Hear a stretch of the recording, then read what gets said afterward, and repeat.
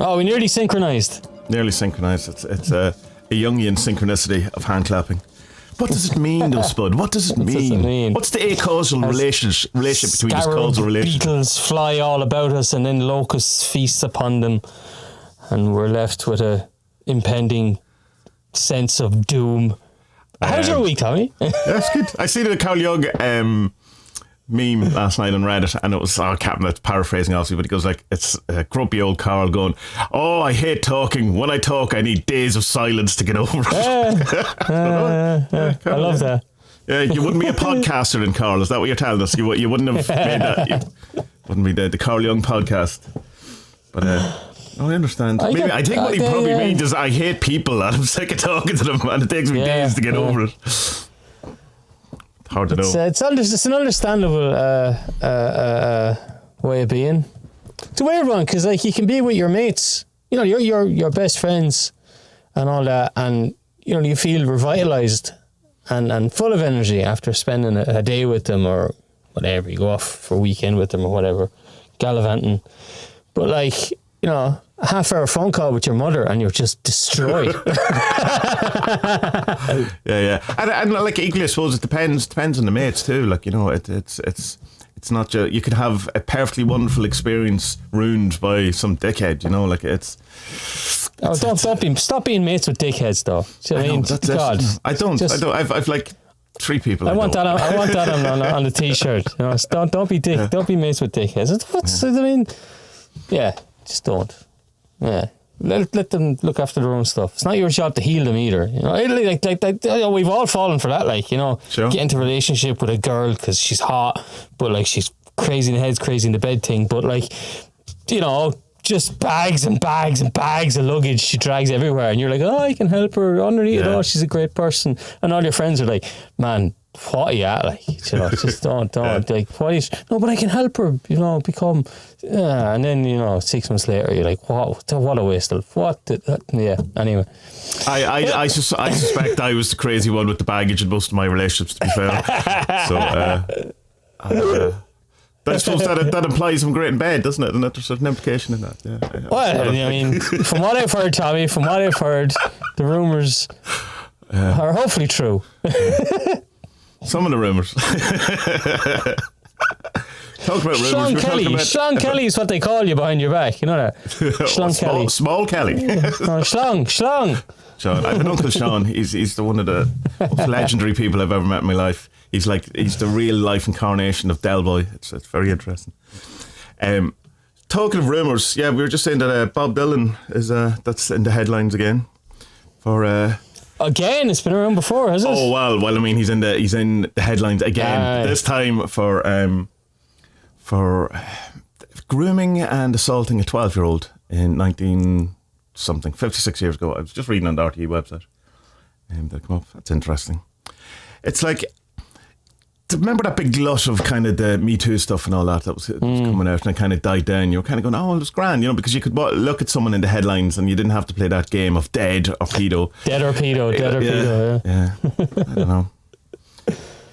It's hard. You see, the thing is, like, the people say, like, about say David Bowie and stuff like that, and that they go into, like, you know, like he had a 14-year-old girlfriend and stuff like that, and it's like, it's strange, isn't it? Like, there's kind of that it's in somewhat. Now, I'm going to have to be careful with my words. It's deemed somewhat forgivable in a rock star more than if it was your Uncle Jim, you know, your Uncle David, who was going out with a 14-year-old. I don't know what that is. We have kind of culturally that. Is it just that rock stars are bad boys and get to do what they want, or that we kind of want to live vicariously through them or something? I mean, if you think about your grandparents' generation and the generation before that, like, that was usually older guys and like teenage girls. Sure, yeah. Getting married. 40-year-old dudes with 13-year-old girls. Still happens in a lot of parts of the world. It's how do you unpick that field? You move on and don't talk about it for fear of getting banned on YouTube. That's what you do here. Yeah.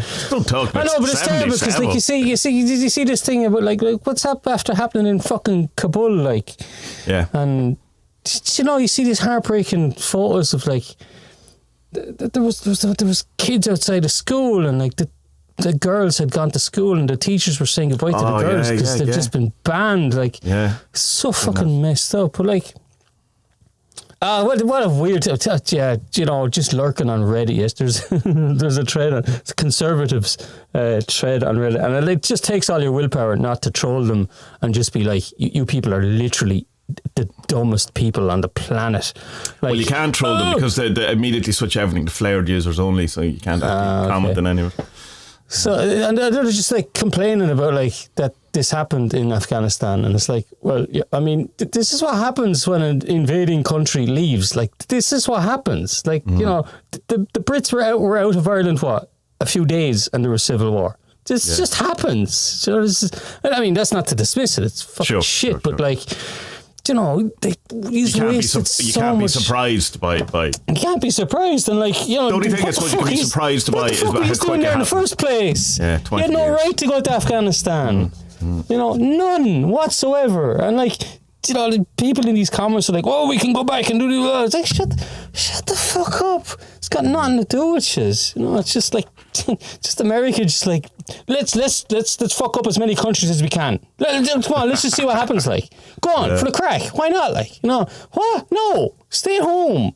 You're grand. No, don't stay home. Be tourists. Go see the world. But like, stop it. Yeah, it's so strange. It's like, it was like absolutely 20 years. I'm on $3.5 trillion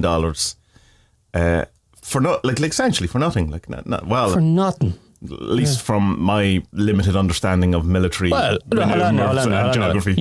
You forgot about all the dead civilians there, Tommy. I mean, they did pay for a lot of dead civilians. They did pay for a lot of dead civilians. Dead soldiers killing their own soldiers. Most of which would be, immigrants who have the promise of an American passport at the end of it.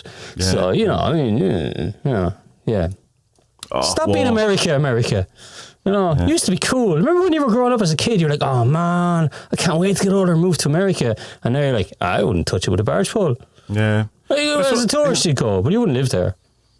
Sorry to all of our American friends. I think the vast majority of Americans, like going by Reddit, which is, like fairly patriotic when it comes to an awful lot of stuff, has seemed to turn on not even Biden, on Trump, on George Bush. He's been memed again. Like, it's like, I really haven't seen anyone, which I suppose is an echo chamber, of course,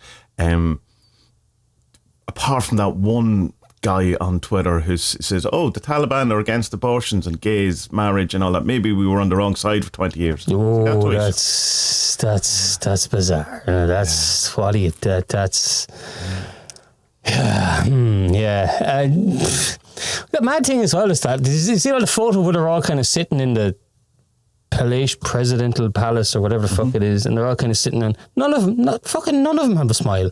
Do you know, like, you've just taken over your country. Would you not be happy? Like, are you just too all fucking wrecked on heroin to care?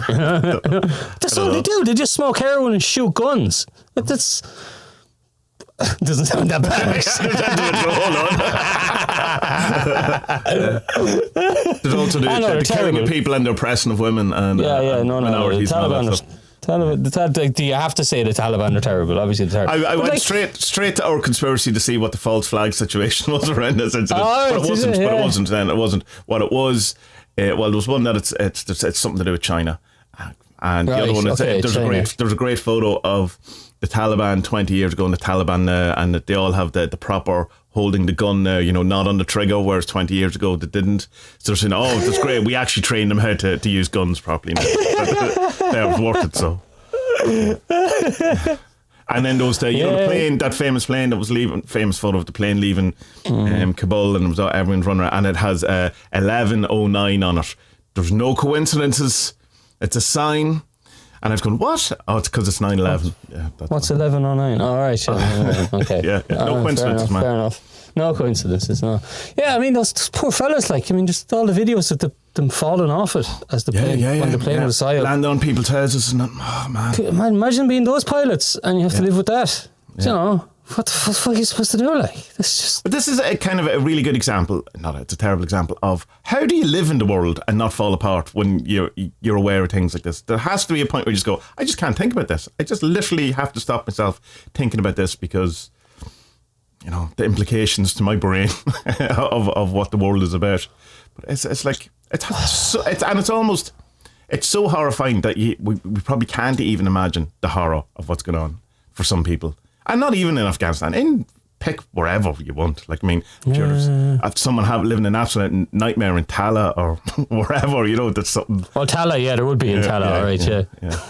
Or anti-Dublin bias, sorry. Yeah. No, Taliban. you're right, like, Taliban, hey, I don't know, Tommy. Like, what I don't think there is an answer to it. Like, can I help? There's nothing I can do. I can't. Send thoughts and prayers. That seems to help. I have no idea. I don't know. Because one of the questions that came up in the Q&A this week was, what good is magic, the law of attraction, meditation, awareness, blah, blah, blah, to a kid brought up in starvation in a war-torn country? And I don't have an answer. My kind of roundabout answer to it was, well, probably not much help to them, but if we as a culture and a society can upgrade our thing, we could probably eliminate stuff like that, you know, but to the actual individual. But it doesn't have to be an extreme case of, like, as I was saying about, like, what's going on in Kabul, right, like that. It can be someone that can be living, you know, quiet lives of desperation anywhere in the world where, you know, if you're in an abusive relationship and you're not allowed to leave your house, how is it any different from, you know, if you're war-torn country or whatever, in the middle of the freest we've ever been in the world, there's, you know, any amount of terribleness. So I mean, I'm open, you know, answers on a postcard. Why does evil exist? Because no one has asked that question before. That's a new question that I think people should ask. The only thing it's not a good answer to it, but the only thing I'd say to it is that, you know, prayer and meditation will help people, but so your question was about a kid being born into it. A kid isn't going to be able to meditate or pray. Yeah, because you can look at someone like Damien Eccles, who, like, meditation and magic really served him in solitary confinement for whatever it was, 20 years. I don't know that, you know, and you can go, right, okay, that helped him, but did it ultimately allow him to get out of prison? I don't know. He might say. Well, he says yeah. He says yeah. But you see, you're getting into the horribleness of, and I've talked to actual really good humans with lovely hearts and intelligent minds who would say things like, that child just doesn't have a prosperity consciousness, and if they just changed their mind, they would how do you not laugh in someone's face when they come out with bullshit because like that? Because it's just so horrifying. Not horrifying. It's like I've literally no idea. Like, I talk a lot about Stuart Wilde and stuff, that he would be a proponent of that. He would say that, but more in the sense of too that he would say that it's who are you to interrupt or change someone's soul journey or karma or whatever? Like, who are you to decide what's better for them? You know, it's like, if they're starving people, because it was 80s, he was big in, if they're starving people in Africa, the only reason you would send them food is so that you could feel righteous. You know, they're on their own karmic path. They have to learn their own lessons. I'm just like, what? Really? Stuart, fuck off. Yeah. Just fuck off. Yeah, so, and even if that's true, let's say that's true, still don't act on that, because that's awful. It's not true. Yeah, I don't think it's true anyway. But like, it's not true. I'm not on that planet. No, I'm not. I refuse to be on that fucking planet.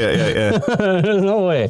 No, help someone. Like, that would be a new age answer to what is good is the law of attraction to a kid, starving kid in war-torn wherever, would be, if they start thinking more positively, then the things around them will change.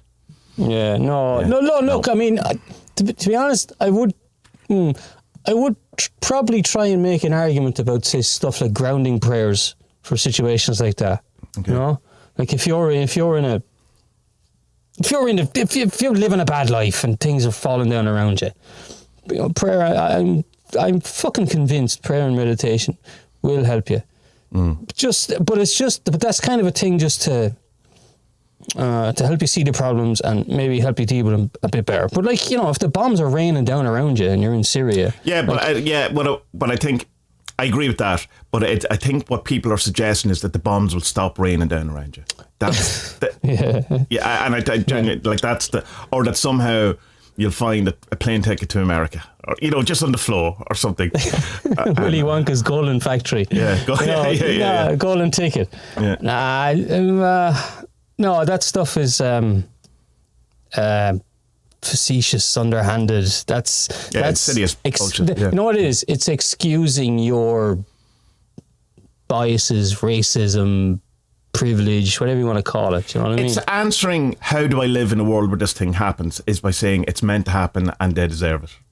That's that's what the answer Yeah, is. I don't want to be that person. No, man. I definitely don't want to be that person. No. But I can understand why people get to that conclusion because how do you deal with the horror? Tommy, at the same time, like the two of us have to say like I'm literally doing nothing to help what's happening in Kabul. Sure, yeah. Well, what can I do?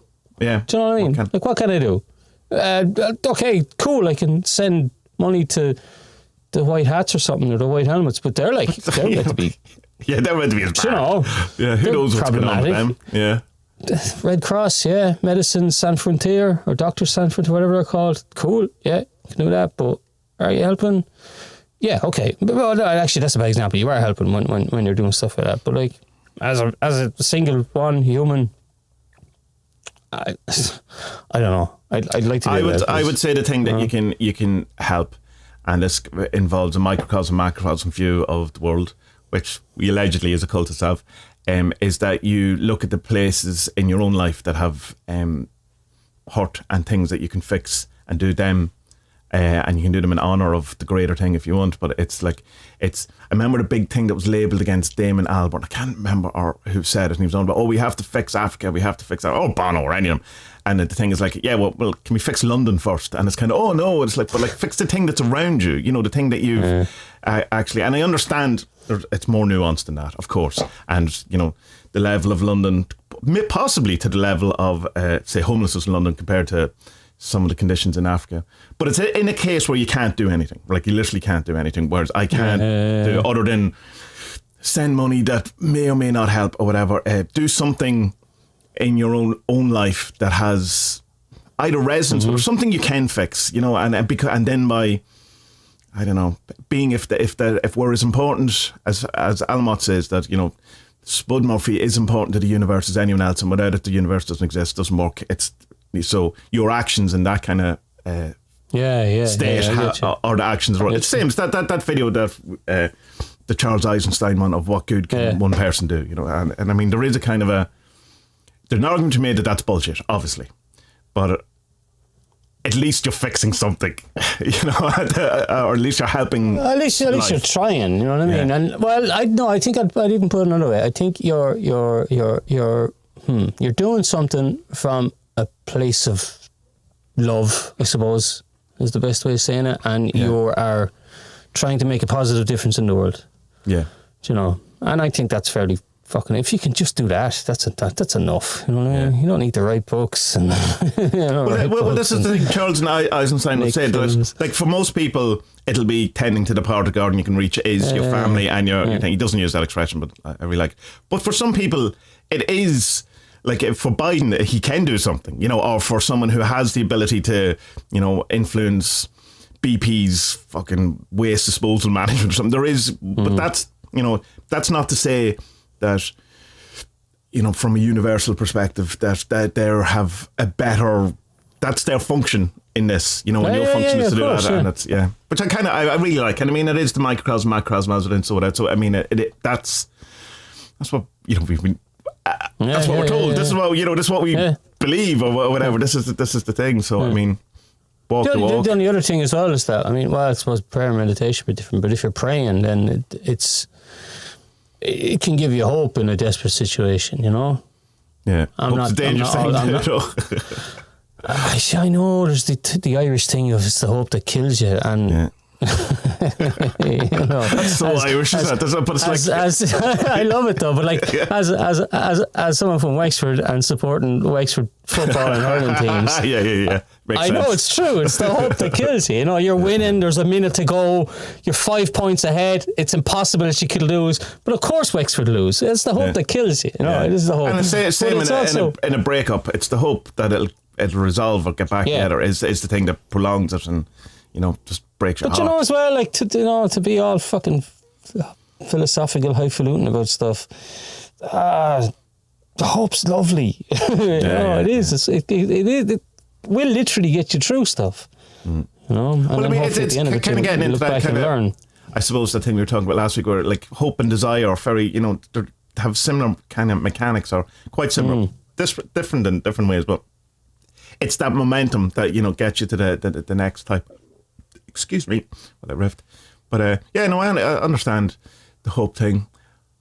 I mean, we're not going to not hope. I mean, because the opposite of hope is despair and giving up, and Yeah. you know, What are you going to do, like? yeah. So I mean, hope's dashed. You know, it's better to love and lost and never have loved at all, and or all that kind of live life, love, whatever that rubbish expression is.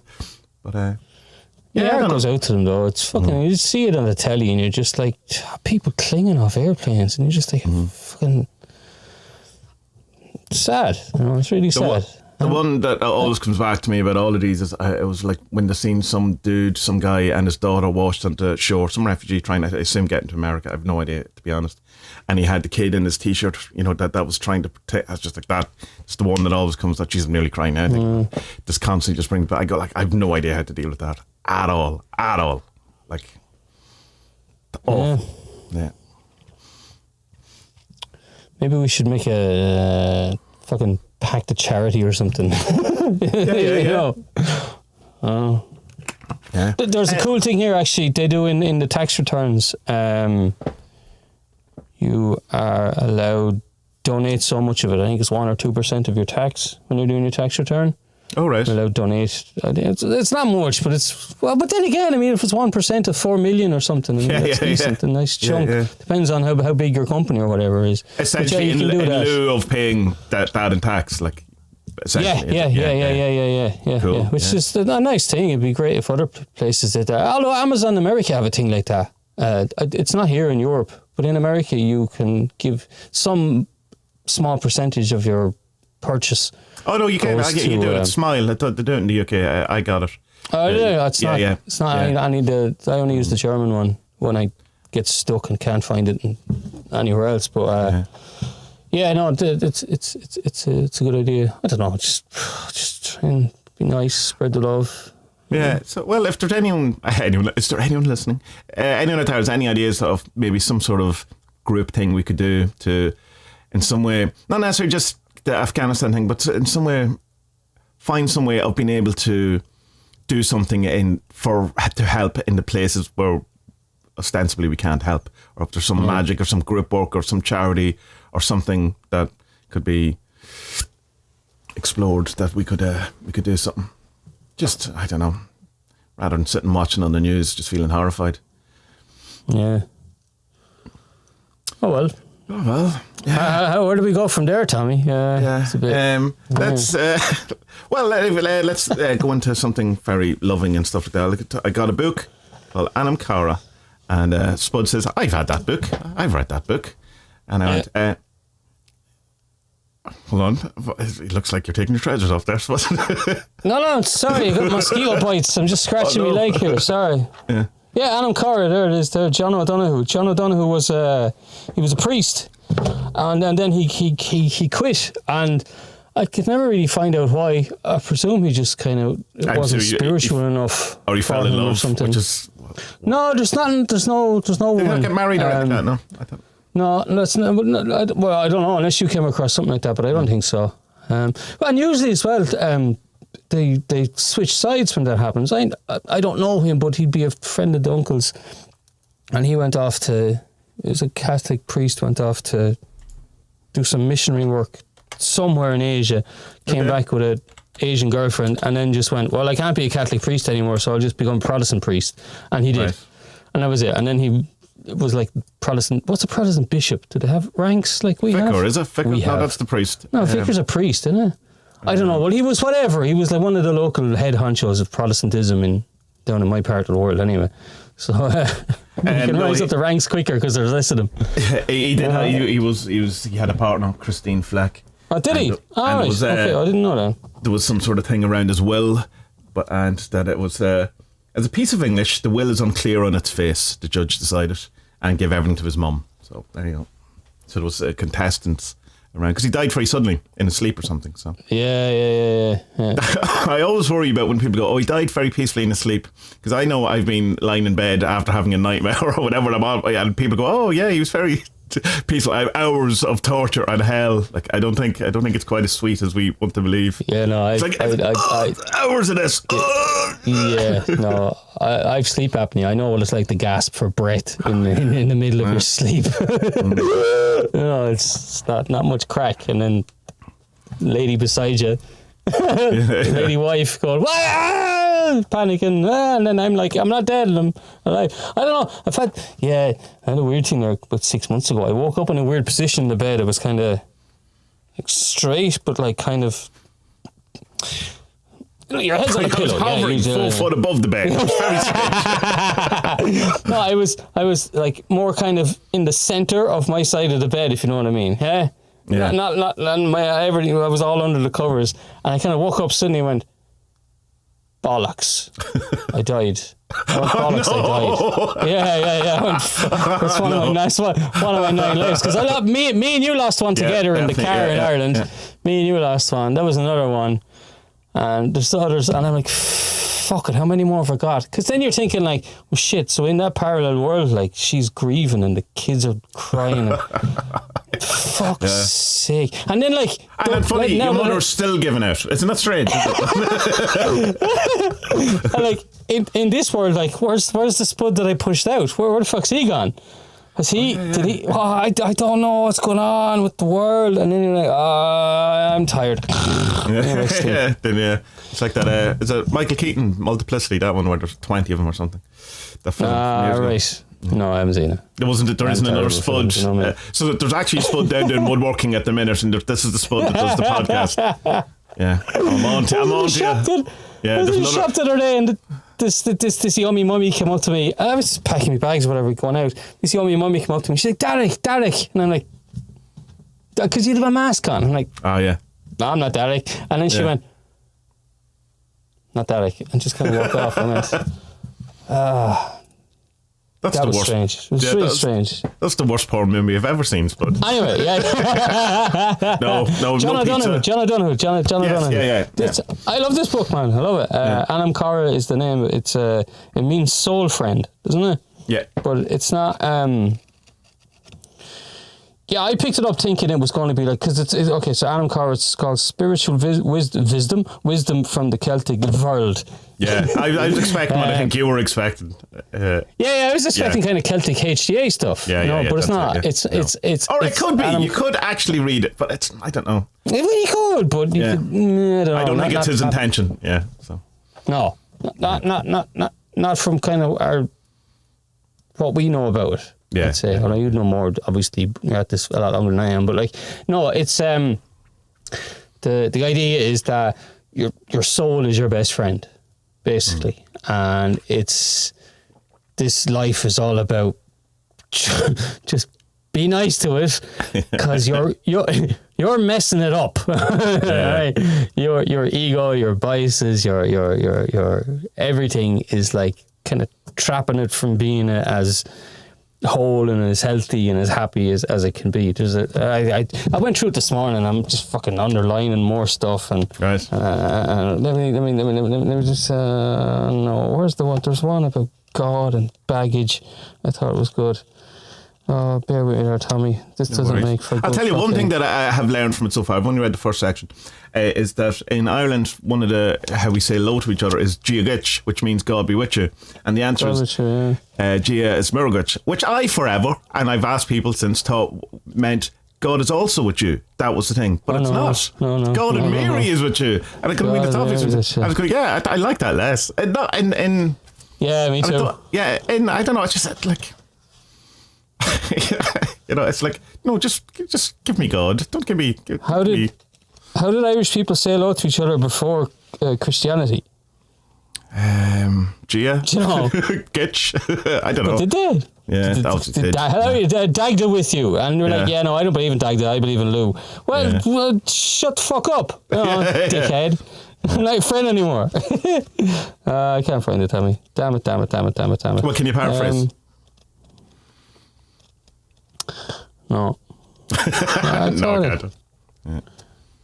The thing I got from I was obviously in a bit I wasn't in necessarily a grumpy mood, but just not in a very receptive mood, in that I was kind of going, is this really about like soulmates? And I was kind of getting, and then he's going on about it, it's reflected in your friends.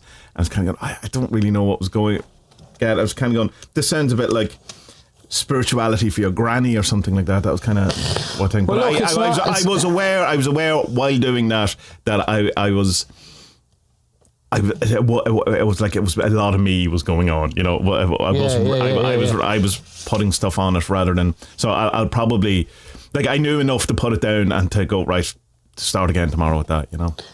Look, there are bits in it that are wishy-washy where you'll be like, oh Jesus, man. Yeah. But there's other bits that are just great little bits of wisdom. You know, he has one poem in it. Oh, I give you this. The opening poem is amazing, isn't it? The very first poem in it. Is that the one? Is it the thing with the river? Is that in it? No, it's not that one. There's a line he finishes one of the poems with, and it says, "I would love to live like a river flows, carried by the surprise of its own unfolding." I'm like, oh wow, that's well done. That's a good line. Damn it, I can't find it here anyway. He says something that basically, like, we kind of walk around with all our baggage and our biases and our something about the. Oh, here it is. Oh, it's not mad. I opened it on the exactly right page. How the fuck did I do that? Searching for 10 minutes, yeah. There you Shit, I'm going to write down 6 lotto numbers now here really quickly. Right? What's the lotto numbers from Lost? Put them down, the cursed ones, yeah. Sometimes the greatest burdens humans carry are the burdens they make for themselves. People who put years into constructing a heavy burden for themselves often say, "Oh, sure, it is my cross in life, God help me. I hope God will reward me for carrying it." This is nonsense. God looks down and sees people carrying burdens they've invented and created themselves. God must think, how foolish they are to think that it has anything to do with my destiny for them. It is more to do with their own negative use of the freedom and possibility that I give them. And I remember reading that just going, yeah, I don't need this stuff. I don't need this baggage. You know, like, this isn't part of the plan. This is stuff I picked up along the way. Yeah. I mean, it's like, it's great. It kind of plays into the kind of stuff of we were talking about over the last while with surrender and stuff like that, in that thinking that this stuff is the divine or whatever, rather than just going, no, just, you know, it's like a burden you kind of take on, thinking, oh, this must be the way, this is my, as he says, my cross to bear. Then go, no, just drop it. Like, you know, fine. But it's not that easy, obviously, but like, I'm definitely coming around to it. I definitely did fall for that trap, absolutely. Mm-hmm. You know, and it was funny, I was thinking recently, because we've been talking about to you over the last while, since I started on the 5-HTP and changing, I've taken a lot of like vitamins and supplements and stuff to try, and drinking loads of water, heroin, shooting women, banning schools, and just seeing how that has impact, you know, cutting down on coffee in particular, I think probably has a big impact on me, because I keep mentioning it every couple of years that I do it, and it's wonderful, and then start drinking all this coffee again. But just how much I have avoided the kind of physical aspect of whatever, my depression, whatever is the best word for it, in thinking it's either emotional, mental, or spiritual, you know, in that kind of sense. And I was kind of hashing this out, kind of seeing what the implications are, what the real thing is. And I remember thinking that if someone, a medical person, a doctor, said, here's a tablet that'll get rid of that thing that you have completely, it's gone. That there's a hesitancy in me to take it, because I feel there's part of me that needs to, you know, that I have to have this in order to grow, or this is my cross to bear, or this is the thing that God has sent me to learn. And it's like, so there's kind of, there's an interesting thing that happens, so that it's okay if it's a seed thing, because that's kind of from God, whereas just whatever this medical pill isn't from God. There's like a weird, stupid thing in my head that I again think comes from the kind of new age thing of that you know, it's blaming yourself. What is this thing you're taking? What's it called? 5 what? It's 5-HTP. So basically, it's a precursor. What is it? It's HTP is serotonin, or I think, do your own research. But it's a thing that allows serotonin to be produced in your body. Whereas, say, most antidepressants are serotonin reuptake inhibitors, which means that it doesn't allow the serotonin that you have to be reabsorbed. So it builds up serotonin that way by not letting it be digested back into the body, rather than creating new stuff.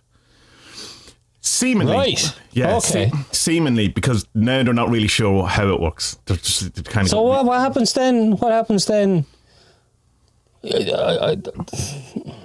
How come then when people are taking like drugs for depression, they kind of have to up the dosage if that's what they do?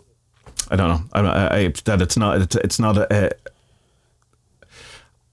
It's still some of it's been reabsorbed, I suppose, or it's not. If you have so little of it, that I don't know, and I'm sure there's. So this stuff is like the thing that what you have is or taken is this is the thing that gives serotonin a push. Is that yeah, it's called a precursor, which means I'm obviously not a medical person, but it either is the thing that is part of the building blocks for serotonin or creates an atmosphere in which serotonin can emerge. Because I know HTP itself is part of what so there's 5-HTP. DMEO or something. It's and like, I presume it's like taken in the morning because it'd be no good in the evening. I take it in the morning. I'm on in the evening. Yeah, so it's. But did that not fuck with your what's the evening one? Melatonin. Doesn't seem to be for me. You're sleeping okay, like yeah. So it's a seed. It's an African plant seed. It's literally the stuff you get. It's 100% seed. And I think it's 1,200 milligrams of seed gives you 100 grams of this 5-HTP. It's very similar to, I suppose, the St. John's wort stuff that people have. With I know that is. Yeah, that definitely that doesn't work for me. Although it's a lovely tea and it's a beautiful. I have one outside my office here. It's lovely. Great for protection in a magical sense. But obviously, St. John's wort and 5-HTP are banned in Ireland because of course they are. You can't get them. Are they? Yeah, absolutely. Yeah. I mean, the whole M1 is covered in St. John's wort if you drive down. I thought you just go out looking for John's wort and you just get it. You can, but you can't buy it in the chemist in Ireland.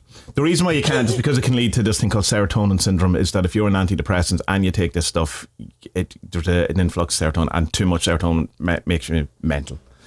Okay, so we have to ban something because there's a tiny chance that 1% of the population might take something. Yeah, that's a great idea. Yeah. Oh, also be nanny state. Don't allow people to make their own. Bodies aren't sovereign. It's the government's in charge. Yeah. So yeah, it was just kind of this kind of notion then around it that it's like that's because there was a thing I kept saying. I said it to the doctor and I said it to the therapist as well, because this particularly the therapist was saying that all of this thing is you've thought about something or something's been triggered in you or whatever. And I'm saying, well, that doesn't feel essentially true, because I have many times where I'm just standing there, brush my teeth, had grand the whole thing, and it feels like this thing descends on me, and I was like, oh fuck, there it is. And I was thinking, does that sound a bit like a like a blood sugar drop or something, you know what I mean? Like an actual physical thing, and I was going, and it's something I was going, oh, well, and then sometimes you can be just sitting there and then you go, oh, there it is, it's gone, it's going. And it's not that you're thinking your way out of it, nothing has changed. It feels like a physical thing, but it's totally, that as a physical thing was discounted entirely from a therapy point of view, because that's not what therapy is. So just around thinking about that. Now, I don't think it's 100% that, but it's definitely a factor in it, and it's something that I've probably not allowed myself to look at because of bullshit spiritual reasons, that I've not in that, oh, I need to suffer, but this is my cross, this is the thing. And that in a sense, if I was to take, now I did take antidepressants and it made me much worse, so it's not that I haven't tried. Much worse, Jesus. If you're ever talking to my wife about that time, she'll tell you. Just sitting there drooling, twitching, it was awful. Jesus. Yeah. And then I went back and I'm sitting there drooling and twitching, and she said, oh, right, we'll put you on sedatives then. I was going, really? Jesus Christ. No, thanks. That's how you end up in the spiral of that kind of stuff. But yeah, just say it again, come back to this stuff we talked before about having to make sure all your different elements, are kind of looked after. I definitely wasn't looking after, not that I wasn't looking after because I always some form of diet or something, but eating and for health rather than for weight loss. Because I've always tried, if I was changing my diet, it was for weight loss. So I've spent my entire adult life on low-fat food, and how high fat is needed for healthy brains and for sort of. Fat's but good I don't for know. you. Yeah, it's really good for you, and it's it's one of the first things that the mention around brain Fat's stuff. good. Sugar's bad. Just try and get rid of sugar and stuff. Yeah. Yeah, so even you drink those funky milks, don't you? Almond milk and not so much because they're ridiculously expensive. But I've gone back to. They're piss easy to make, man. Aggie makes her own now. Just make them. They're piss easy to make. The cashew one's lovely. It's absolutely lovely. I'm just trying to drink more water than any of that stuff. Like I kind of. As he drinks a bottle of Fanta. It's not. It's vitamin water. This is my. That has the bad sugar in it, man. Look, the bad sugar, not the. Oh, the stevia stuff. Be careful of them. Spirulina. Yeah. Be careful of them. Yeah. I was hooked on one of those vitamin ones from Switzerland, is what it has on the thing. I said, oh, well, the Swiss are great. They wouldn't hurt anyone. And then Aga took one look at it, and I was pounding them because it was like, they're so good for you, you know. And she took one look at the bottle and she's just like, nah, it's full of sugar, don't I? Fuck's sake. You can't have anything, you know. Bread and water. That's the effervescent ones that you just drop in and the fizz up. That's what that is. I'm sure they're full of sugar too. Right, yeah. She won't let me take them as well either. They're full of fats. I'm not allowed to have them. Bad fats. Yeah. Can't win. You need to talk to her about food, man. Yeah. She's the food expert. She knows everything. She's had so many struggles. I made my own yogurt last night. It's been a while since I did that, so I'm looking forward to it. Spud, get your mind out of the gutter. I'm blushing. Yeah, it's communion yogurt. It's eat this yogurt. Just eat this yogurt. Don't eat this. Body of Christ. Let me go back to your man here. The good one from Nietzsche. He was saying that well, God is dead and we have killed him. Nietzsche said that. Here it is. Nietzsche said that one of the best days in his life was the day he rebaptized all his negative qualities as his best. Could you imagine Nietzsche there up a mountain with his walking stick and he pulling the demons out of himself and ducking them in an alpine river and then putting them back in. Now you see, you fucker.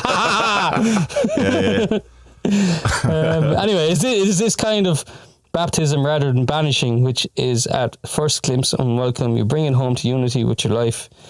This is the slow and difficult work of self-retrieval. Every person has certain qualities or presences in their heart which are awkward, disturbing, and negative. One of our sacred duties is to exercise kindness towards them. In a sense, you are called to be a loving parent to your delinquent qualities. I think that was mind-blowing as well. I was like, okay, I have these things in me that I don't like, and it doesn't mean I have to get rid of them. It just means I have to be nicer to them, and then they'll that was be quieter. The revelation I had in the forest that time, where I was going right, like, rather than scream and giving it and trying to alienate that dark shadow part of me, was to come home and be loved, and rather than doing the thing that created you in the first, because it's been ostracized or given it or whatever, and now continuing to that. No, come on, come back, come in. So I totally agree with you in that. Another kind of good way to look at it is that, like, okay, so this is so say you have a bad element in yourself that you don't like. I don't know, say you lose your temper too often or something. But like, what's the kind of flip side of that? So because you have this kind of anger in you, it means there's a quick kind of judgment or something in it. But like, judgment can be a humor thing as well, So when something happens and you can make a funny joke about it, because it's the flip side of it. So it's like, and if you were to really kill what you think is this sense of anger in you, then you're going to lose that as well. So it's about, how to say this? I don't think there's ever one side of something when you look at it. There's the flip side of it as well. There's like the demon and the angel of everything. You know what I mean? So if you get rid of one, then the other one disappears as well. So it's that old thing of balance, isn't it? I was just about to say, balance, Jesus Christ, that fucking balance, that boring thing of balance, just have balance in your life, blah, blah, blah, boring. You want to have a bit of crack with it. But, I like him. There's not many of his talks written on the internet, because I think he was around just kind of at the time that the internet was kind of only becoming a thing, really, on YouTube, so there's not a lot.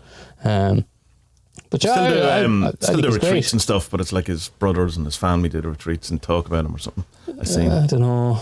It's like the Terence McKenna's brother thing. Like, well, then again, he is actually an expert, I suppose. He would go to that. I was watching Terence and Ram Dass this morning. That was funny. And the waiter, have you seen? The waiter comes in and he knows Terence, and he starts slagging off Ram Dass. He's like, oh, this is...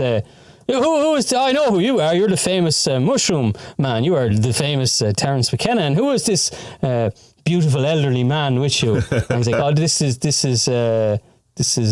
Baba Ram Dass. And he's like, oh, MS DOS. And he's like, no, not MS DOS, Ram Dass. And he's like, oh, CD-ROM. And he's like, no, what are you doing here? Like, and it's hilarious. So obviously, like, it wasn't planned. The waiter was literally just bringing over like the a skit or anything. No. He's just bringing over the espresso and the cake or whatever. And he just started having a laugh with him. And the director Director left it in. Even the first comment on it was the director. He says, "This is my film. Let me tell you about the Right, waiter." awesome. Cool, It's class. It's good. I've been listening to a lot of Ram Dass lately. He's good lad. I like him a lot. I like him a lot. Yeah. I hope there's no sex stuff. I really hope there's no sex stuff with him. You know, I don't know. I'm not privy to it. There is the kind of only thing the only thing that's labelled against him or kind of criticism that I've ever really heard is that he didn't tell people for a long while, or people didn't realise for a long while, that an awful lot of his experiences were drug fueled rather than from meditation or whatever. But I mean, he was part of the kind of the Timothy Leary stuff from the very beginning. Like, he was Timothy Leary's boss, so he allowed all this to happen. It's like, of course. But I mean, that's easy to see now when you know everything about everyone because of the internet. But if you've only read Be Here Now, say, and you don't know that it's an LSD fueled view of spirituality, then I can understand why people might kind of feel that, oh well, I thought I could just get it by sitting here, and which you can, but you know that you can too. Yeah, but no, I'm not saying that's my criticism. I'm not saying that's a criticism I hear other people level at him. That's kind of. God, I've never done acid, man. I really want to, but I don't want to do it on my own. You know, sitting at home, Agnes reading her book, and I'm fucking off talking to all the goddesses. Yeah. You know, no, he can't. I don't know. I don't want that one to let me buy because I'm middle aged now. I want to do that.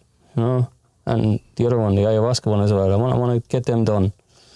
Get them done. Get those Boy Scout badges. Before I depart this earthly plane. Because, like, if I'm dying in the bed at night, you know what I mean? How many more chances do I have? I've definitely lost 2 lives, maybe 3, by gasping. So, I mean, it's happened for 3 times 4.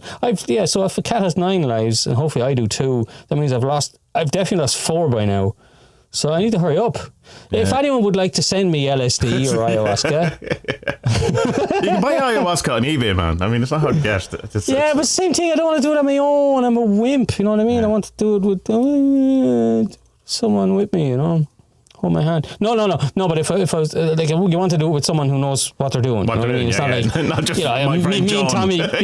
Me and Tommy go sit in the field and do a lot of class A drugs. No, I don't want to do that. Do a vlog of the two of us just puking for an hour. Oh, this is a terrible mistake. It's a terrible mistake. Yeah, no, I don't want to do that. Have you seen God yet? No, just your puke. No, I don't want that. Yeah, there was one other thing from your video that I didn't. No, what's TOPY in Genesis? I need to talk to you. No, I didn't agree with it. TOPY in Genesis PR. What the fuck is that? So it was kind of the main, I suppose, a thing that emerged out of Chaos Magic, and the kind of first kind of group kind of stuff that came was this thing called TOPY, which where if you hear that Chaos Magicians been called coyotes, or rather than coyotes, like that, the kind of coyote thing is mostly from that. That was that pronunciation comes from that. I don't know a tremendous about it. There's a great book called Psychic TV. Jason Louv edited, co-wrote something, has some connection with, and Carl Abramson's son has a documentary. Well, is this all who? Like, is this all Pete Carroll and people like that? No. It's Genesis P. Orridge, who is a big name in. That's not someone's name, though. What's his actual name? No, I don't know. It's not. It's no. Well, that's no. Genesis Porridge. What the fuck? Yeah. That's not your name. They died recently enough as well. Sorry, making fun of me. Sorry, but from kind of 80s, early 90s. So it's kind of the heritage from that Jason Louv came from. I don't know why I keep saying Jason Louv because there's very little to do with the whole thing. We're investigating because it's like people swear by it, but I think it's kind of. I missed it. It was an ongoing concern that it isn't, and it's like it's not as if you can join it now, or in as it was in its heyday. So, but yeah, just kind of like they'd send letters to each other. They'd come up with group stuff, and it was kind of an underground organisation, I suppose, counter-culture. All right. So it's not some dude that like wrote books or anything. Oh well, they have wrote books. Yeah. As far as I know, I haven't read any. Yeah, well, I have that documentary. I'll share it with you, and you can have a look. Fair enough. Yeah. I liked your talismans as well. That was good. Thanks for answering that. Yeah, the one I didn't mention, it was funny because you brought it up. I immediately made it a safe driving talisman that I have in my car after we both died that day. And it's really? Yeah. It's funny because anytime something nearly happens, I immediately look to it and go, oh, thanks. So it's like a confirmation bias in that, it's my immediate reaction is to, rather than just go, oh, that was lucky. It's like, no, that's the bag full of mugwort in my car. She was looking after me, all right. Or his thing was looking after me. I have a couple of coins as well, but other than that, no, I don't. Well, what's your thoughts around it then? What do you feel about it? I don't know. It's just kind of...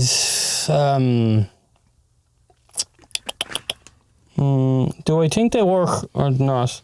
I'm not sure if they work. But it's kind of nice to have them as a little bit of it. You know what? It's like, the things in the back of your car where it says baby on board or something like that. So apparently they help in 2% of cases, Yeah. So, okay, I'm putting one of them in my car. Are they not for the fire brigade that they know that there's a baby if there's an accident? No, it's not there. I don't know. Rather than, it's like, I was going to ram the back of this car, but there's a baby on board. I'll not ram the back of this car. Maybe. Yeah, Apparently so. I don't know. Someone told me that. So, I've one in the car. I've won a couple. I would keep one in my wallet. Not that I ever have my fucking wallet with me anyway. I went to use my bank card the other day to buy ice cream. How pathetic am I? I looked like a fucking divorced dad. I had the two young lads with me. I went to go pay for ice cream. She didn't have change of cash. And she said, can you use your card? I'm like, well, let's see. We'll try. Probably don't have any money on it, So obviously it got declined a couple of times, and I put it back in my wallet and thought nothing of it. And then she gave me like 50 quid's worth of coins. I don't care, it's still money. And people don't like giving you coins. They're like, I have to give you coins. Like, I don't give a shit. As long as you give me change, I don't care. But isn't it more that they have less money to make change with rather than they're loading you with coins? Is it? I don't know. Or is it both? But sure, that has nothing to do with me. Like, that's your boss's. That's your boss's fault. Well, maybe for not giving you a proper float. I have to give you all my coins, you wanker. Sorry. Well, you can give me free ice cream if you want. Just give me free ice cream. Yeah, Jesus Christ. Yeah. So I got home and I had a look at my thing, my bank card. My bank card's been out of date for like nearly 3 months. I'm like, I didn't even know. Right. There you go. So it wasn't declined. It was just out of date. I don't have one. I'm like, they're not automatically send you a new one, no? They must have sent it to the old house, but I left there 3 years ago. They should have. I don't know. Whatever, it doesn't matter. Fuck it. I do it all through my phone now. Yeah, no, I think they're worth. You're not going to do any harm by having a bad luck, a good luck charm with you. You're not So why not have something or make something that's nice, and just have it with you. And I think as well, maybe like you give it a bit of an extra oomph or a bit of power or whatever. When something lucky happens, like what you were saying, you nearly had a crash and you look at the mugwort. I think that gives it something. Yeah, I do too as well. Yeah. I don't know. Like, so what if it's all in your head? But everything's all in your head anyway. So everything's all in your head. Yeah. I suppose the only kind of thing would be that if you were using it as. And you're then being unsafe with it. Like if you were going, I had put an egg in water and put a needle in it and I magnetise it and now I can't get pregnant, so I'll just have sex with everyone. Where it's like you should probably not do that. Or thinking if you have the mugwort talisman in your car and go, well, I can just drive on this main road and not looking. Yeah, no, come on. But I don't think people aren't doing that. Yeah. Well, I would hope people aren't doing that. Have you ever watched the TikTok video? I have a protection thing with me, and so I can walk past the dangerous part of town and I'll be fine. Yeah. Maybe not. Yeah, no, don't do that. But if you have to walk past the dangerous part of town, carry your protection amulet. Bring an empty bottle with you or something. Glass bottle. Your baseball bat, which is your protection talisman. put the sign of Mars on it, and good to go. Apparently, if you put a sock on the end of your baseball bat or your stick that you have for beating people, and you swing at it, swing at them, and they grab it, and then you pull it away, they'll be left with the sock, and then you can really beat them, and then they look ridiculous then because they're holding a sock. Yeah. That's important. It has to be smelly too. So, God, why am I in a sock? Yeah. No, you'll be probably when the way you were talking there, you made me think of TikTok witches and stuff, and like I just like. I've never watched a TikTok video that made me want to join TikTok. Have you? I'm the same. Well, I've watched some TikTok videos, but it's on Reddit. Like, that's where I see them, if I ever see them. But that's what I mean as well. Like, I've never watched one and went, I think I should sign up to that. That's me neither. It's just maybe we're just too old or past it or something. No, my wife went through a period of like absolutely loving it, and all her friends were making videos. I don't think she made videos, but they're all doing all this dance and stuff. And I don't know. But it's too easy to go, oh, what are you at? But like, if you're enjoying it, enjoy it. Like, I mean, you know. Of course, I'm not. Whatever. That's not what I'm saying. No, I don't think it is. But it's just, I was more the way I was framing what I was saying. It kind of sounded like I was being passing judgment on people's fun. But whatever, do whatever, you know, the thing. But no, it's just like kinda, Instagram. You know it's like Instagram. It's like I have more followers on Instagram than I have anywhere else. But I don't care. You know, like it's every now and again I kind of have to make a point. Well, I'll post something, whatever. But I don't like, from someone who's a kind of a, I don't know, visual learner, although they say that doesn't exist, or you know, has that thing. There's something about Instagram that just I find it doesn't engage with me in the same way that, like, say, Twitter or Reddit, like what I spend most of my time, which is interesting, isn't it? Like, I like posting on it, but like I don't ever comment on anyone. Like I'll give people hearts or whatever, but like I never comment, because that's a lie. You commented on my Anam Cara post the other day. I commented you, but that's different. We're like an old fucking marriage, me and you. Yeah. Will you get the milk, will you? Yeah, anyway, Anam Cara. Anyway, go and buy it. Great thing. Just you were thinking that's all I was thinking about. No, it's just the idea. That's the thing I was going to say. It's just that, you know, you realise that, like, you're not in anyone's target market anymore, and you're like, fuck's sake, no one advertises to me anymore, the bald white guy. No, that sounds awful. Don't go there, Spud. Yeah. With the we'll get banned from YouTube for that kind of talk. Instagram ads I'm getting at the minute is some European white long hair dude trying to sell me hair restoring oil. So that's I'm at that target age, obviously. All right. No, but it's the same like with like film trailers and stuff like that. It's like no film trailer has ever spoken to me in the last like 10 or 15 years, because they're just not for the 30, 40-year-old guy, for the teenager who has time to go to films. Yeah, the YouTuber. You had the fucking that's all, folks. The demonic YouTuber that you sent me. Whoa, that's scary stuff. Which one? The guy who killed. Oh, yeah. They become a living god BBC thing. Stuff. Yeah. Are we allowed to talk about this? this? Yeah, we are. Yeah. Okay. Yeah, so because it's huge news, everyone's talking about it. It's fine. So Becoming a Living God, which is E.A. Coetting's and Timothy Donahue's baby brainchild, which is essentially Left-Hand Path, Ascension, speak to Lucifer, speak to all the demons, and it's very edgelordy, it's well produced. His real name is Matthew Lawrence. He is the reason why CMG on Facebook originally got deleted, incidentally, because when he got arrested that time, someone posted his home address in CMG, and so the entire group of 50,000 people got deleted. Right. Which in some way, okay, you know, if you don't post people's home addresses, but it wasn't an admin, it was just someone in the group that managed to get the whole group taken down because of that, which is interesting. But the thing about E.A. Coetting is he definitely knows what he's on about, and this is the odd thing. He's, particularly if you watch any of his earlier lecture videos, not his kind of, I don't know, vloggy type stuff, or that stuff where he's now in the dungeon. But if he's lecturing in front of people, he certainly knows what he's on about. The dungeon looks awful. Says I in my dungeon. In your cardboard box. Yeah. You're slagging off the aesthetics of E.A. Coetting. At least he tried. Couple of candles, skull in the background, laughing. So he has things where he makes pacts with Lucifer. He will sell pacts that to people that he will sign on your behalf, and you know his courses cost lots of money, as to a number of occult people that we can mention. But it is all about kind of I don't know, demonic stuff, right? But like he has gone into runic stuff, Viking stuff. He has gone into voodoo. There's loads of different things. But the thrust of it, if you're thinking E.A. Coetting, it's talking to demons, getting demons to do what you want.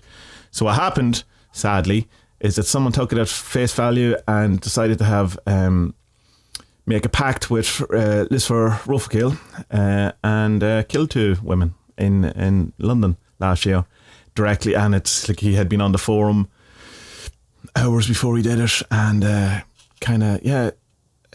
in one way, like, I mean, horrifying, obviously, shocking, whatever, but it's like I don't think anyone was genuinely going, God, I didn't see something like that coming. You know, there's a part of it that's it's not shocking to in that if you start, you know, popularizing a very kind of satanic pact, then people, are going to, in the same way that when the fixer and someone told him to take his eye out, like people take these things to absolute mental extremes, and you have to be kind of very aware of it. But like, I suppose the line then there is that E.A. Coetting's fault?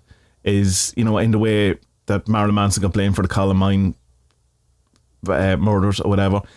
Is he strictly entertainment? I don't know. I think there's, the only way I can say is I wouldn't do it. I wouldn't do what he did. There's plenty of things I wouldn't do. I suppose I wouldn't be, because of experiences I've had around seeing how very innocuous type things people can take to very extremes. No, but there's a difference between, say in the Baptist Head books, they talk about doing Goetia stuff. Yeah, and not to do it. Yeah, okay, they say, don't do this, but like, it's covering their own arses, really, Yeah. But it's like, there's a difference between, say, doing that from like a inquisitive research thing and seeing, right, we're going to see if this works and we're right about it. Whereas he's like, this does work, this will happen, and then you have this poor chap who obviously suffers from some sort of mental illness, who writes out a letter saying, I will win, wasn't he win the millions or win the lotto? Or something, and I will give you, like, I'll murder women for you every month. Yeah. I will kill 2 women in exchange for riches, basically. And like, what? Like, you were saying in the video the other day, like, why not just do it for a biscuit? Yeah. Why? It's grand. Why kill people immediately? I'm exactly the same as you when it comes to those goetic things and all that. It's that, like, because there's a pact, so you need to give them something for them to do something, all right? And like, yeah, if you just go and talk to the goodies, the angels, you don't need to do that. You just need to give them a bit of attention, and they're a bit slower. They're a lot slower, but to get it done too, what's the rush? Like, what the fuck? Like, you killed 2 women, 2 strangers, because you thought that some thing that doesn't exist would give you money. Yeah, but I'm definitely not condoning it, but to understand it, if you're embedded within this as reality, of course, that is actually. Choose my words. I was going to say it's very legitimate way. It's not what I mean. It's an understandable course of action if you believe in this worldview and that is promoted. I understand you, and not just by E.A. Coetting, by demonologists and all those other things. But so here's the thing: we come back to the question: should E.A. Coetting be cancelled? Should his YouTube channel be taken down? Should he not be allowed to talk about these dangerous things because one guy decided that he was going to do it? In the same way we're talking about the 5 HSBs to John's Ward because such a small section of the population might have an issue with it, or bring it out to the wider thing that's going on in the world at the minute, that if you mention it on YouTube you get demonetized or taken off. I don't know. I mean, you remember like that wasn't there like a fundamentalist Muslim cleric years ago with the hook hand? And he was banned, deplatformed off stuff. Yeah. He was all deplatformed from stuff because he was saying to go kill the what did they call us? Infidels. Yeah. Do you know? But that's directly inciting something, though. That there is an actual law about that, inciting to violence. Look, I haven't. Well, no, look, I watched 6 seconds of his welcome video and I went, fuck this guy. And then I watched another video as well that I scrolled down. I was scrolling down to the things. All these satanic women are just in bits as well. What the hell is wrong with them? Like, sorry, that sounds horrible, doesn't it? I shouldn't judge women on their looks. Shouldn't just anyone on their looks. I'll take that back. I stand corrected. They are just horrible people for being into Satanism and devil worship and all that stuff. Their looks have nothing to do with their character whatsoever. So I'll take that back. I'll also point out that I have a number of Satanist friends who are lovely people, so just point that out. But is this Satanism? What is this?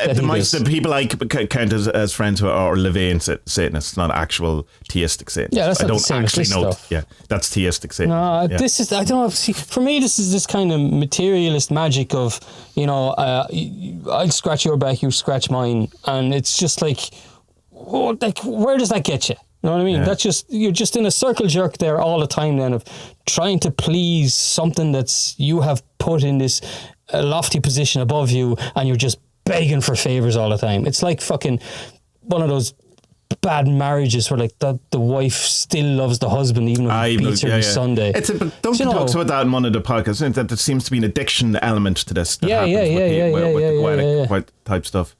And I can also see why this kind of empowerment type stuff would be, and I again loathe to use the word because it's when you massively kind of put people in one group, like the incel stuff, right? But you know what I'm talking about when I'm talking about it. That's a wide gamut of stuff, and probably an unfair name. But I can see why someone who feels disempowered and has that kind of mentality and stuff would be attracted to something like this, you know, that because it's allowing you one up. You're becoming chosen, you're becoming powerful, evil, I know. and all that kind of stuff. It's very. But that's the attraction of the dark side, isn't it? That's literally the, you know, come to the dark side. But is it not? Is it not a bit too much of an easy fix? Do you know? Here you go, Boone. Here's a dead cat. I'll get a blowjob tomorrow. You know, well, like, possibly, but if it works, it's like that thing. If the medical doctor hands you the tablet that fixes your what you think is a spiritual problem, you know, it's in similar territory. It's like you kind of go, well, I don't know, like just because it's easy and just because it isn't, like are we making mountains out of molehills? Are we deliberately making our journey harder than it needs to be when there's a demon going? You know, are we carrying across? As John O'Donnell just said, we don't need to be, you know, his God was saying. I don't know, and I'm literally. Yeah, no, I know it's, but they're good questions. They're important questions, but only the individual themselves can answer that. And I would kind of posit that most people, if they took the time to actually address the question properly, would then see, this isn't the right way of doing it. Well, I have a good practical example of this from my own life. When I was into photography. And so you had to have 3 colour photos, 3 black and white every month. And it was, graded and think whatever. And it was a very kind of thing came through because I could 100%, no question, magic getting a winning place out of that. Because it's perfect for a magic type thing. You could, and you can debate whether I could or not, but let's say I could. And I was going like, I absolutely would not want to win by using magic. You know, I would want to win because my photo's good enough. I get you. But so I mean, it's exact same outcome, but it's a completely different. You know, it's what's your ambition on it, or what's your reason for it, whatever. It's like, so it's the same, I suppose, as you could do magic to in some way. I don't know, have an amazing song, write an amazing song or whatever. People would think it is, or you know, I'm more interested in, like, I wouldn't feel like I did it, you know, and kind of thing when it comes to creativity and that is that it's. I'm trying to do it. You know what I mean? I'm trying to see what I'm capable of, all that. So, so there's definitely an element of it. It would be too easy, but I also don't think it would fulfill the actual need you're trying to fulfill. But when it comes to, say, something like sex or money or something very like that, it's a difference because it could fulfill the need you're actually... Well, if you're looking for sex, you're actually looking for intimacy and love and stuff like that. So it mightn't be. If you're looking for easy money, is it that you're looking for security or you're looking for power or whatever? And so again, it mightn't fill the need. It's all going to come down to. But is it any different from praying to God or whatever? I don't know. I don't. You know. I. But it is different because you don't have to. It's the sacrifice element that's problematic for me. Not even like say with the Neoplatonists, all that stuff, the Hellenistic people, they did their sacrifices as well. But like, really, those sacrifices are seen as it's that psychotechnology thing from that Stealing the Fire. We read ages ago. Like, this is basically, you do sacrifices to put yourself in the mood or to get yourself worked up that this thing will happen. That's basically what it is. But then, like, when you're like cutting the head off a cat and asking Boone for money, you're in a mindset where you think that Boone wants this to make it done, rather than seeing it for what it is, in that doing the sacrifice is what raises your consciousness to a connection with the thing that will get it done. You get me? Yeah, absolutely. Yeah. So, that's basically my problem with it. It's just the whole sacrifice thing. Yeah, and there's kind of, I don't know, two things that. One is that it can also be seen as that you're going to defile yourself in honour or something. That's one way of why you're cutting that cat. Don't cut any cat's head off. Anyone, Jesus. Yeah, no, don't you ever fucking dare do that. Yeah. So there's a scene that you would do that for me, and so it's an honouring. I understand it. The other thing is, so I want to mention is like say with the sacrifice thing. One of the most impressive, I suppose, sacrifice, or one that makes me feel weird, is that the KLF stuff, that the £1 million or whatever. Money, yeah. And I was like, that's so strange, because I was talking about in the videos. I was like, because part of me is very excited by that, and part of me is very horrified by it. So it gives me, so I can understand by doing something massively taboo or something that's hugely, you're going to feel this, must have some sort of power or some sort of thing. Again, don't cut any cats' heads off. That, you know. Well, that's the good thing with the money. The church of burn thing is that, like, you know, if you're going to burn money, make like it has to hurt a little. You know, don't do a 10 or do 20. You know, make sure it hurts a little bit. No, I get that. And I think in the sacrificing the cat I don't think it's hurting you at all if you're that way inclined. It's certainly hurting the cat. You know, that's terrible. That's just what that Russian meme thing. Cut your own head off. Don't cut your own head. That Russian guy who cut his own head off with the chainsaw. What the fucking. Play Russian roulette with yourself, you know, and then see how much money you want. I don't know. That's my thing. But then again, look, the other thing, like for people like say like who are proper Goetic people and who are into that. They would also see the ludicrousness of cutting cat's head off and all that kind of. It's not. It's kind of you're entering. I would suggest you're entering LARPing territory an awful lot in the Goetic style element of things. Again, which is weird because he does know what he's on about. In like, he's knowledgeable. He just has deliberately, I don't know, presented it. Very in this LARPy, way. very LARPy. Well, that's why. That's why I've stood away from all the Celtic stuff that I got mad into there for so long, because it can bring it to a certain point, but then after that, it seems that people are just happy to be in drum circles and whatever the fuck they do, and not kind of push on for union with God, which is supposed to be the spiritual end of all spirituality. Okay. Whereas I kind of stood away from the Celtic stuff because it just got to what I saw was I didn't see a lot of people aiming at that. It was just that they were just kind of happy to get to a certain level and then stay on the mountain. Remember we were talking about Weber there a couple of weeks ago. Yeah. Just stay on the mountain. Just stay there because it's nice and fun and whatever. But no, I want to go to the top and then come back down. Yeah. You know, and I don't see that in Celtic spirituality. You know, anywhere I came across it. Is it in the community, like, is it in the literature? I know there's no Celtic literature, I mean the modern literature, or is it just a community? Like, is that as far as the books go too, or are you just discovering that in the community that people are just happy enough? I would say it's more in the community. There would be books, but it's among the wider community, it's not done. Right. I don't know why. You know, I don't understand. Like, if you're going to be a Buddhist, try and be the best Buddhist you can and get to the non-duality thing. If you're going to be a Druid, then why not get to the end and be one with all essence? I know, but many magicians don't actually do magic. You know, many magicians don't meditate. All of this, I think it's a human thing rather than necessarily a Celtic community thing. You know, that we just. I know that. Yeah. Oh no, I know it's not. It's not. But no, I'm just saying that's why I stopped going down that route. You know, that's it. Yeah. I mean, it's still all the gods are still, all the myths and legends. I still love all that stuff, but there's just there doesn't seem to be. Not that there isn't a way to get there, but it's not as say prominent as what's in the Western magic tradition or Buddhism or Zen or anything like that. Like that is like from once you get into it, you know that's what the goal is. You know, union with the self or the higher self or union with God, whatever you want to call it. But with the Druid stuff, it's let's all tell everyone that we're Irish, and you know, I also love the ruins and Om, and I'm allowed to because you know how dare you? I've also Viking blood in me. How dare you Irish person gatekeep my knowledge of Celticism, and it's like, jeez, and like.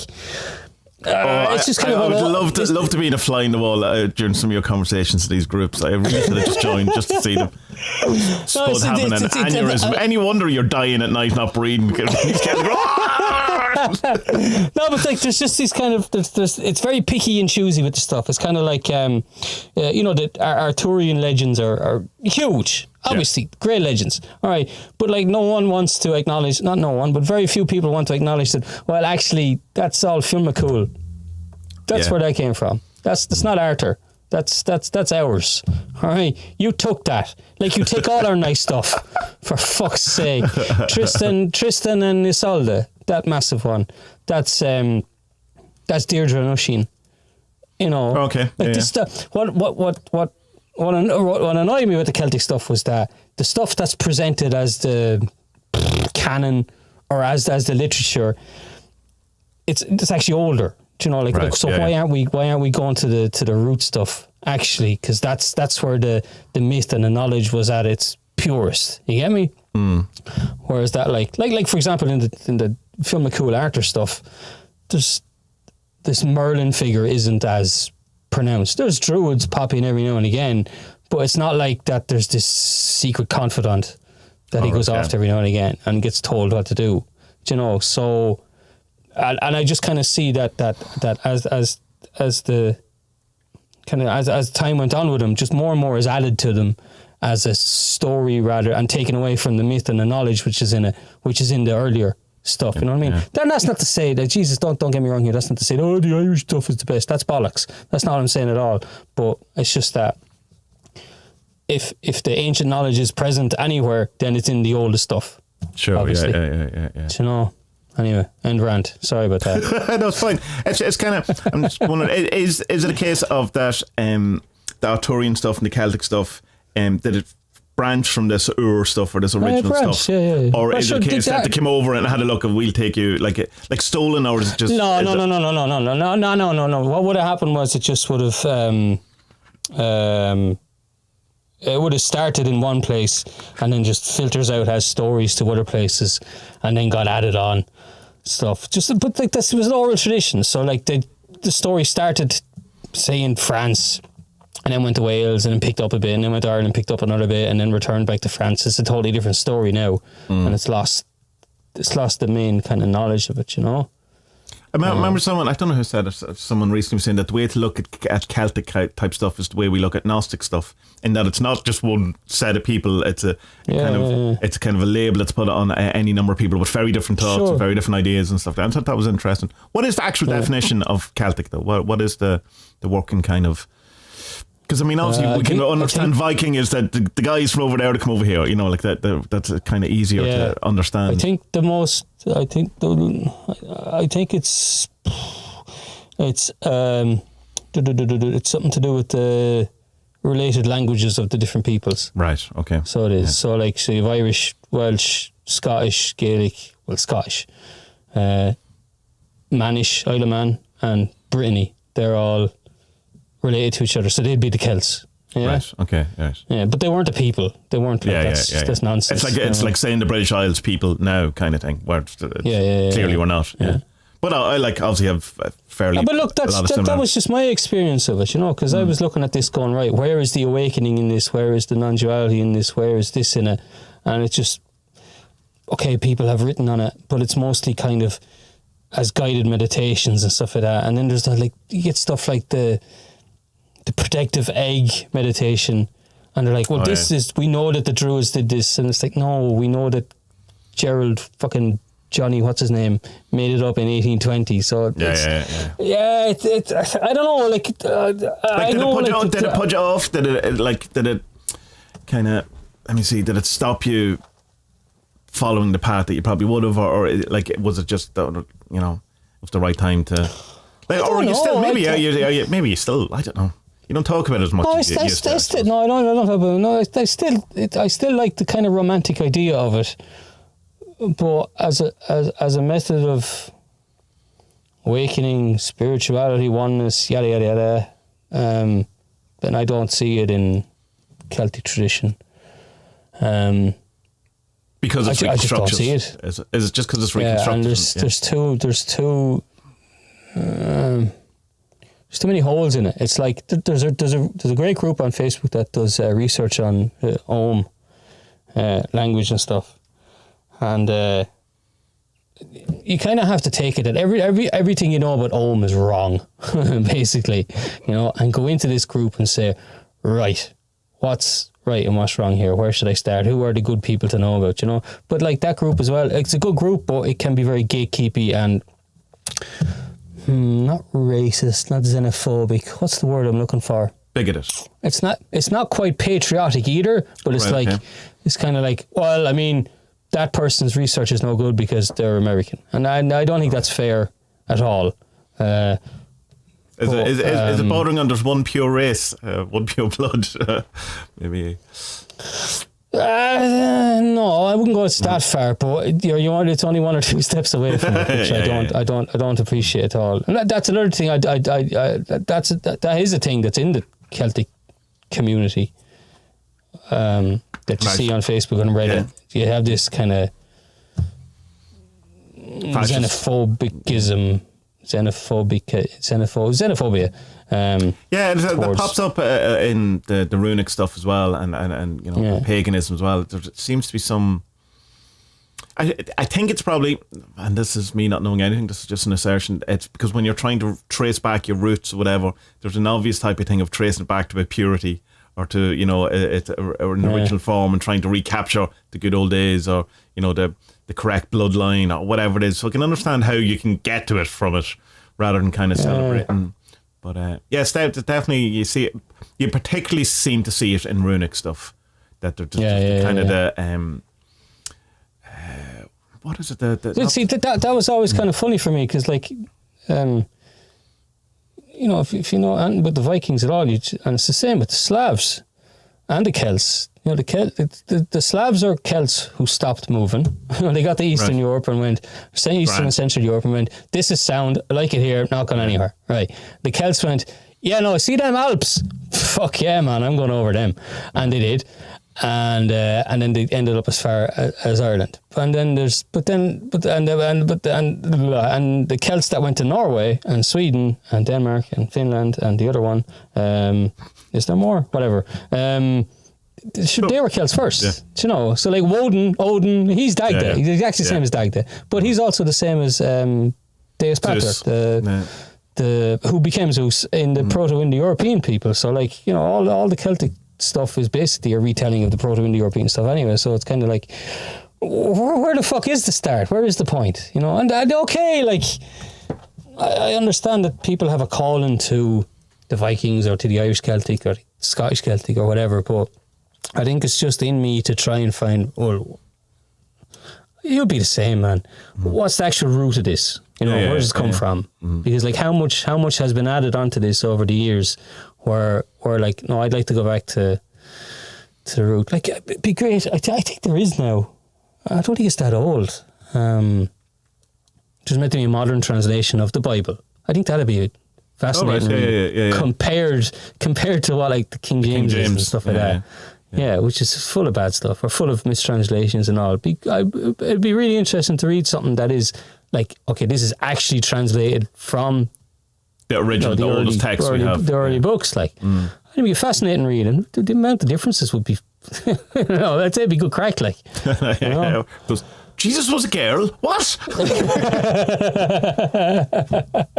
Jesus was Jewish? Why didn't someone tell us this? Even things like the virgin birth, which is like is more originally meant an unmarried woman, and anyone born out of wedlock was born from a virgin birth. And like you can go, okay, that's changes story. Or that the big one, the big thing that the Abraham and Isaac, the sacrifice and all that kind of with the realization that the baby is 36 changes that story dramatically. All right. So just an elf fella trying to kill his middle-aged son. Different story. Probably wanted to off the elf fella so he get the land a bit quicker. It's my field. God told me I had to kill you. Each to their own as well. Back to the Celtic stuff or Viking, whatever. Like, yeah, whatever makes you happy and all that. But for me, it was just I was looking for her. I'm looking for her. That's my path. Seems to be to go up the mountain and then to come back down rather than playing on the mountain. No, which is dismissive as well. I don't mean to be dismissive. I just mean that. I think it's only dismissive if you say that it's not the path for someone else. You're saying, you know, you it's not for me. This is my path. I mean? Yeah. I love the myths and the stories, and they're fascinating. They're great crack, like, and they're bonkers. They're really fun, and the gods are nuts, like, and it's fun. But at the same time, it's like, I just wanted more. I think there's more. You know. Mm-hmm. Yeah, that was my kind of greedy, Tommy. I'm fucking greedy. I want it all. Yeah. That's it. I want it all. Because I only have 4 lives left. What I kind of got into the Celtic stuff as well is because I wanted to be drawn to something that, because the Viking thing is hugely kind of I like, but I don't feel connected or that I'm able to be connected because I don't feel like I'm a Viking. I don't feel like I'm Nordic.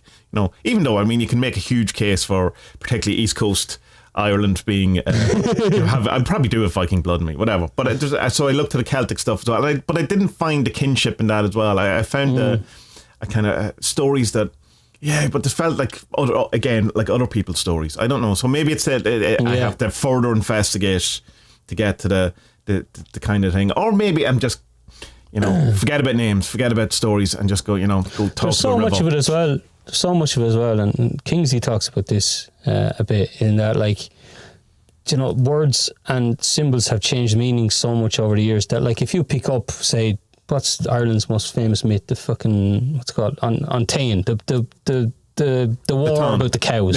Boculia. Well, what is that? Yeah, the Brembod. Tain Boculia. Yeah.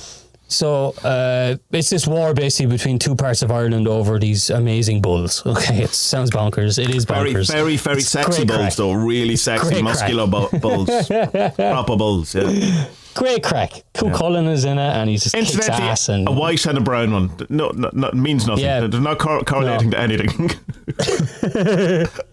And the words and symbols have changed for you. So when you're reading it now, as someone living in the 21st century, and you're reading it, and you think that a crow flying west means this, but back then for the Celts it meant something completely different. And you're even by the joking aside about the white and the brown bull, I mean, reading that now, and you could read that into it, and it's like, but that's definitely not what that's symbolising at all. But like, of course, there was no colour based racism back then. There was racism based on what tribe you were in. But that's the tribalism. That's not racism. Tribalism, not racism. But like, there was no. How could you be racist? There was no such thing as black people back then. For these people, and we've kind of sanitized Morrigan very much so, and in modern kind of things. Where she was like, she's God of war. She's she fucked with you literally, and but it's I suppose the retelling of these stories and trying to make them kind of relevant to to continue the story, so they keep getting told.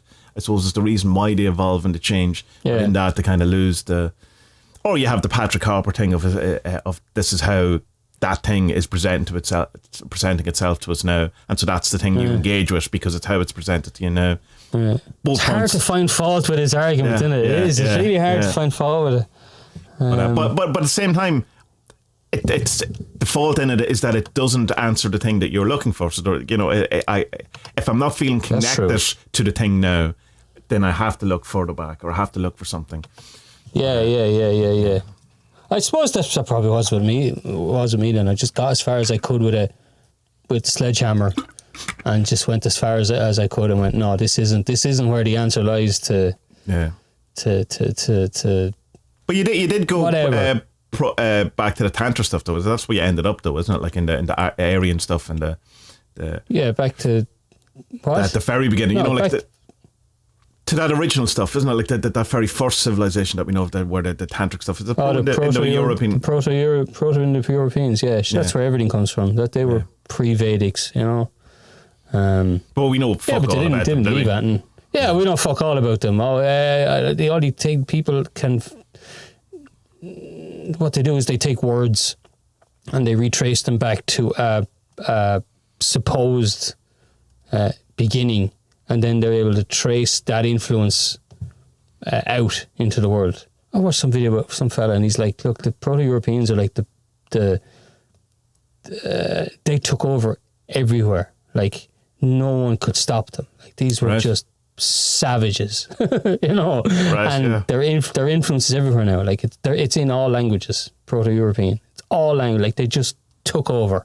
Right, they're the most successful race of people who have ever existed, and it's ridiculous. Apart from the fact that we've not one of their names or very successful. Yeah. Because even like the god names are we don't know. Well, they're fairly sure they're the genuine names, but it's still stuff that's traced back etymologically. That's kind of stuff. Yeah. Fascinating stuff. It's really interesting stuff. If you're into nerdy stuff like that, you know. But, but I did try and get into it, and I did spend some time, read a few books about it, but it was kind of. It's the thing, but there's so much speculation around it. I just kind of find it. That's true too, I felt in one sense a bit like I was wasting time, because you're just like, well, I could make up my own thing about this too. And, you know, whereas they definitely have a much more educated kind of guess on it. It's just like, right? If we don't know what it's true, why am I wasting my time? You know, speculating. Mm-hmm. And I understand speculation is fun and all that kind of stuff, but that was kind of why I stopped. Interesting. We're definitely not going to get to George Harrison again, so I'm going to take it as a sign that we've tried twice. George's not interested in being talked about, so we'll do the other documentary next week. Sound alright. We'll do the other one then. Do you want to tell people what it is? Shit, I don't remember what it's called. It's not Terence McKenna. It's Ram Dass and hold on, it's Netflix. Timothy O'Leary. Well, it was on Netflix anyway. Hold on till I think it's on Irish and UK Netflix. All right, yeah, I think it is. I don't remember what it's called though. Ram Dass, Tim Leary. Look it up. That's what it's called. It's great. Right, it's not coming up because it's the other one. It's Fierce Grace is coming up. There's a couple of Ram Dass documentaries. The one where he's dying is very sad. Yeah, it is very sad. Going Home is not that one. Yeah. Oh, there it is. So, Dying to Know. That's it. That's what it's called. Ram Dass, Timothy Leary, Dying to Know. 2014, really? Oh, I thought that was more recent. Yeah, it's not that old. No. I was just saying it's not that old. And I was saying I thought it was more recent. Well, let me sure a couple of years ago. More or less the same. Yeah, so that's what we'll talk about next week. That is good, because I've watched a good bit more of old Ram by the time it comes around as well. I like him. I like his I like the cut of his jib. It seems fairly what's the word I'm looking for? It's not like the you watch some of the Zen lads and it's you can see it all written on their faces, like it's a constant fucking struggle. It's just beats them down, and eventually they just give into it and it works. Whereas like Ram is like, it's all good, man. It's all good. It's all within you already, and you'll get there once you once you're able to, once you see it, you know, and you're not. And it's also a testament to the whole thing of thinking that, you know, that you can only have, I suppose, these awakening experiences when you were young and stuff. That one of his biggest awakening experiences, if not his biggest awakening experiences, was towards the end of his life, after he'd been Ram Dass for years. So just when you think you know all the answers, the universe go, "Ein Minute bitte." Mehr till Italia. Yeah. Oh, I like him. Yeah, seems good. I don't know much about Timothy Leary other than the LSD stuff. Little bits of it. I don't know a lot, so it'll be a good one. Right, so. Yeah. Bye, everyone. Right. Bye. Talk to you next week. Bye.